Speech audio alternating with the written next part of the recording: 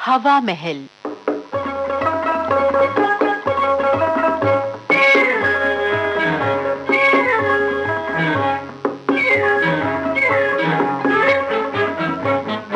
श्रोताओं, हवा महल में आज हम आपको सुनवा रहे हैं निर्मला दोशी की लिखी नाटिका क्रॉस।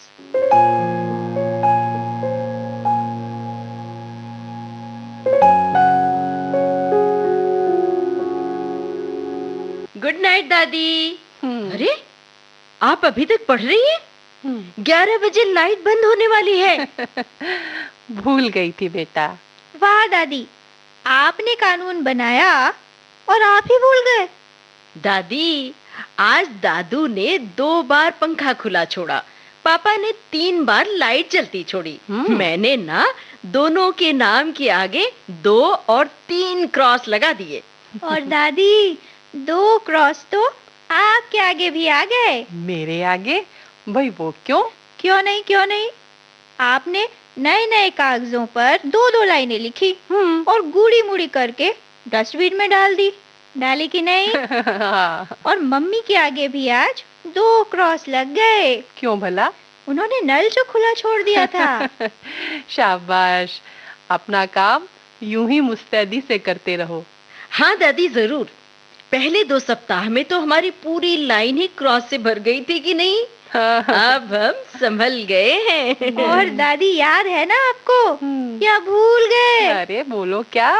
अरे वही कि जिसके सबसे कम क्रॉस होंगे महीने के अंत में, उसे इनाम मिलेगा। और ज्यादा क्रॉस वाले की सजा ये होगी कि इनाम उसे देना पड़ेगा। हाँ, सब याद है मुझे।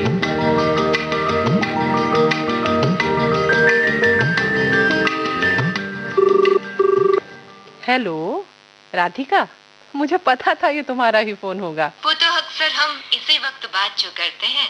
शीला, कल बाजार चल रही हो ना? हाँ। मैं फोन करूं तब तुम बाहर आ जाना। हाँ, ये ठीक रहेगा।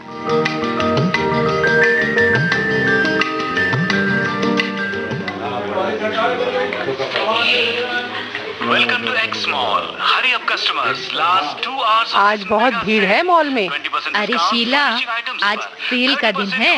आइए, वेलकम मैडम। ये सुनहरा मौका हाथ से मत जाने दीजिए। मैडम आइए। बेटा, आज बैग लाना भूल गई, जरा जल्दी में थी। मेरा सामान 2 बैगों में भरवा दोगे? मैडम जी, आपको पता नहीं है, प्लास्टिक के बैग पर्यावरण को नुकसान पहुंचाते हैं। कम से कम अब तो आप लोगों को समझ जाना चाहिए। ठीक कहते हो बेटा, आदत नहीं है ना। हमारे समय में पर्यावरण की समस्या जो नहीं थी। मैडम जी, मानता हूँ, ये सच है कि समस्याएं आज ज्यादा हैं। वो भी इसलिए क्योंकि आपकी पीढ़ी के जो लोग थे पर्यावरण शुद्ध रखने की कोशिश नहीं करते थे, जिसका खामियाजा आज हम लोगों को भुगतना पड़ रहा है। सुनो, तुम बिगड़ते पर्यावरण के लिए हमें और हमारी पीढ़ी को दोषी ठहराते हो ना, तो तुम और तुम्हारी पीढ़ी तो जरूर संभल गए होगे। बिल्कुल बिल्कुल, नहीं तो क्या। देखो बच्चे, हमारे समय में दूध बोतलों में आता था और हम उन्हें वापस स्टोर में दे देते थे, जहां से वो वापस प्लांट में कीटाणु मुक्त करके भरने को भेज दिया जाता था। और आज दूध की थैलियों के अंबार चारों तरफ लगे दिखते हैं।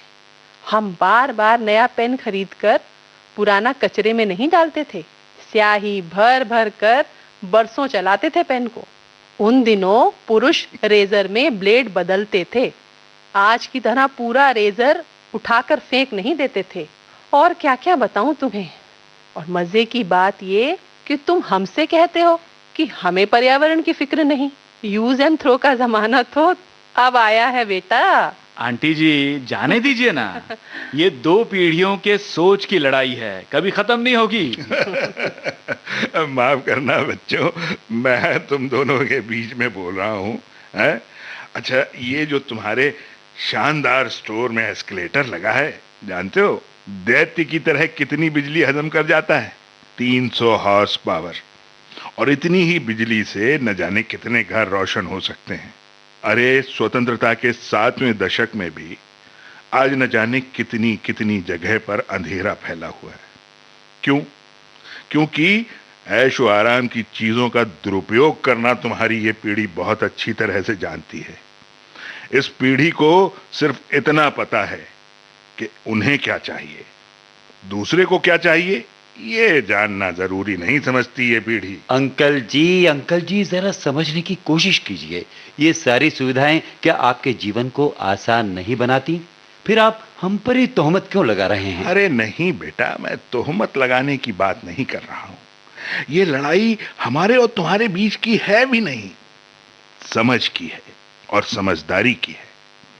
घर घर में 2 किलोवाट की बिजली खपाने वाली कपड़े धोने की वॉशिंग मशीन, बताओ तो मुझे कितने लीटर पानी बहाती है? इस पर गौर किया है कभी? अरे बच्चे, हमारे वक्त में कमरे भले 4 हों, लेकिन टीवी एक ही होता था, जहां सब साथ में मिल बैठकर बातें करते थे, टीवी देखते थे और परिवार एक जगह इकट्ठा रहता था। अब तो जितने कमरे उतने ही टीवी और उतने ही एसी चलते हैं। हमें हाथ से काम करने की आदत है, इसलिए तुम लोगों की तरह शरीर को स्वस्थ रखने के लिए हेल्थ क्लब जाकर बिजली से चलने वाली ट्रेडमिल पर दौड़ने की जरूरत नहीं होती हमें। ओहो, आप लोगों को तो कुछ कहने का अर्थ है आ बैल मुझे मार। अरे बात को कहां से कहां ले उड़े। अब बेटा मैं तो कहीं कुछ नहीं ले उड़ा, अब मैं जरा जल्दी में हूं। मैडम आप ही संभालिए अब इन दोनों को। हाँ भाई साहब, देखो बेटे, बात निकल ही गई है तो आज पूरी ही हो जाने दो।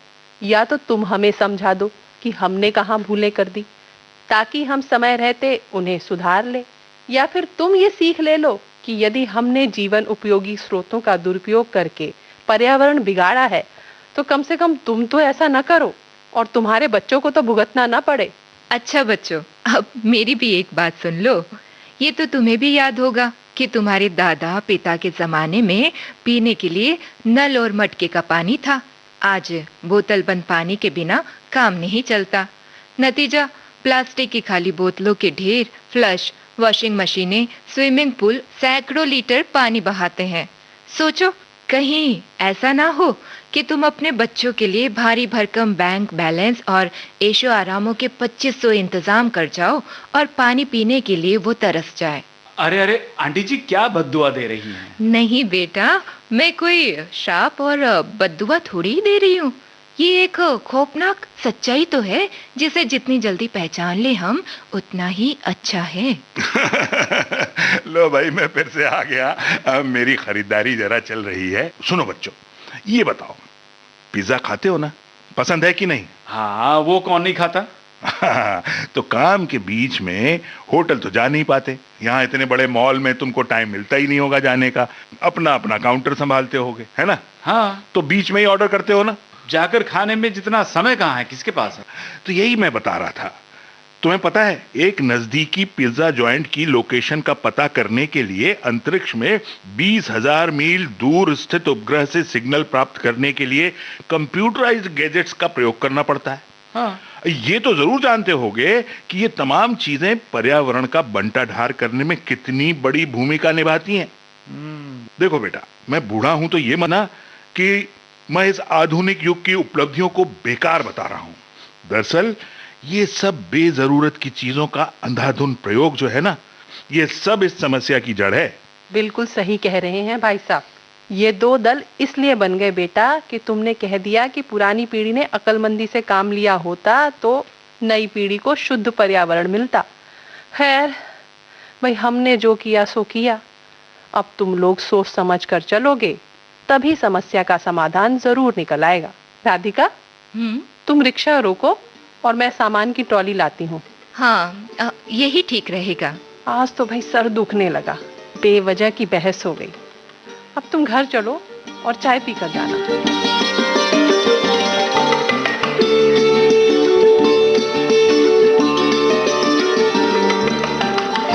अरे बड़ी जल्दी चाय बना के ले आई तुम। अरे ये सब आधुनिक युग की देन है। ये तुम बड़े से डिब्बे में क्या ले आई हो? कोई बच्चे का जन्मदिन वगैरह है क्या? अरे नहीं नहीं, इसमें एक बड़ा सा ग्लोब है, इनाम देना है किसी को। अच्छा, पर किसको? जब से बिगड़ते पर्यावरण के कारण पिछले वर्षों में प्राकृतिक आपदाओं को देखा है ना, और इसकी वजह भी पता चली है, तभी से कोशिश की है कि अपनी आदतों को थोड़ा सुधार लें। और सुधार की शुरुआत तो पहले खुद से ही होती है ना, खुद की दहलीज से ही होनी चाहिए, है ना? अरे शीला, कुछ बताओगी या पहेलियां ही बुझाती रहोगी? हाँ, वही तो बता रही हूँ। मुझे एक उपाय सूझा। मैंने 2 छोटी-छोटी डायरियों पर सभी घर वालों के नाम का पहला अक्षर लिखकर दोनों बच्चों को दे दी। उनसे कहा कि देखो भाई, अगले महीने से तुम दोनों घर के पर्यावरण मंत्री हो, यानी सुपरवाइजर। मैंने उनसे कहा, देखो, छुट्टी के दिन वे पूरे घर वालों पर निगाह रखें और जहां जिसकी गलती दिखे उसके नाम के आगे क्रॉस लगा दें। महीने के अंत में जिसके सबसे कम क्रॉस होंगे, भाई उसको इनाम मिलेगा। वाह वाह शीला, क्या तरीका निकाला है। ये तो बहुत अच्छी तरकीब है शीला। जब इनाम निकले तो मुझे भी याद कर लेना। फिलहाल मैं चलती हूँ। अच्छा दादी, आज महीने का अंतिम सप्ताह है। डायरियां देखिए और क्रॉस गिनिए। हाँ, तुमने गिन लिए हैं? तो बताओ जरा, किसके हैं सबसे कम क्रॉस? मेरे रहते किसके हो सकते हैं? विधि के 2 क्रॉस ज्यादा हो गए मुझसे, नहीं तो वो बाजी मार ले जाती। भैया, ज्यादा शेख ही मत मारो, अगले महीने देखना। हाँ हाँ, और ये भी तो बताओ, सजा कौन भुगतेगा? सबसे ज्यादा किसके हुए? दादू के, और किसके भला? चलो ठीक है, देते हैं तुम्हें इनाम। अरे, आप इनाम ले भी आई?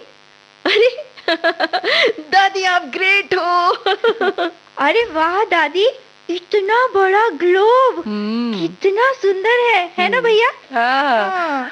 चलो, अब खा पी कर पढ़ने बैठो। दादी दादी, एक बात बतानी थी आपको। वो जो मेरे जन्मदिन पर आपने घर के आंगन में पेड़ लगवाया था ना, उसमें ना छोटे छोटे पत्ते निकल आए हैं। सचमुच? तो दादी, जो पेड़ मैंने लगाया है, जब वो बड़ा होगा तो उसका फायदा क्या सबको मिलेगा? और नहीं तो क्या, बिल्कुल मिलेगा सबको। शुद्ध पर्यावरण का मूल सिद्धांत यही तो है कि हमें सिर्फ अपना नहीं सोचना है, सबका सोचना है। देखो, भगवान ने हवा, पानी, अनाज, फल, फूल सब के लिए बनाए हैं। हमें उसमें से अपने हिस्से का लेना है और कोशिश करनी है कि हम बेवजह उसका दुरुपयोग न करें। दादी, अब मैं सब कुछ समझ गया। और हाँ, जितना हम प्रकृति से लेते हैं, कोशिश ये भी करो कि तुम थोड़ा बहुत वापस भी लौटाओ। लेकिन वो किस तरह दादी? भाई, वो ऐसे कि जैसे वर्ष में एक पेड़ लगा दें, आसपास के पेड़ पौधों को पानी दे दें, कचरा उठाकर कचरा पेटी में डाल दें, पानी में कभी गंदगी न बहाएं। और वो तुम देखते हो ना, पान, तंबाकू, सिगरेट, बीड़ी, इस सब का शौक ना ही करें तो अच्छा है। इससे गंदगी, बीमारी और पर्यावरण ये सब खराब होता है। चलो बच्चों, अब दोनों अपनी डायरियां लाओ और नए महीने के लिए नाम और तारीख डाल दो। तैयार हो जाओ क्रॉस लगाने के लिए। हाँ दादी, हम तैयार हैं।